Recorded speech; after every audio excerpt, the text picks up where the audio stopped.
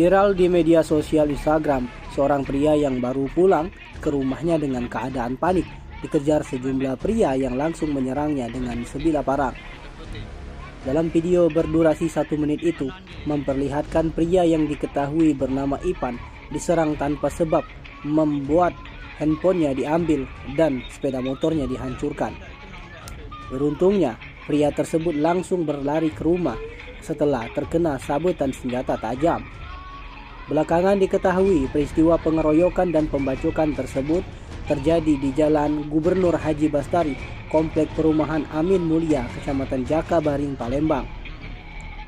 Saat ditemui di lokasi kejadian, terlihat suasana sepi di rumah korban pasca kejadian. Yuli, istri korban bernama Ipan, membenarkan kejadian yang dialaminya suaminya. Ia mengungkapkan bila pelaku tersebut berjumlah 6 orang, yang 1 diantaranya dikenal oleh korban.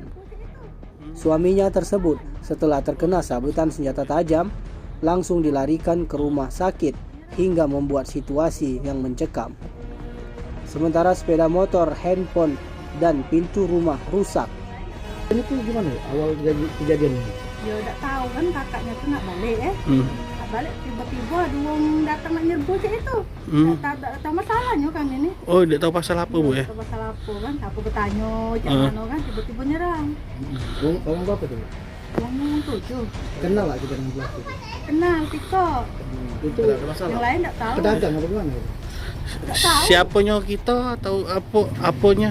Itu tuh pelaku Tiko tuh istilahnya ponaknya Mamang dari bibi ini nah.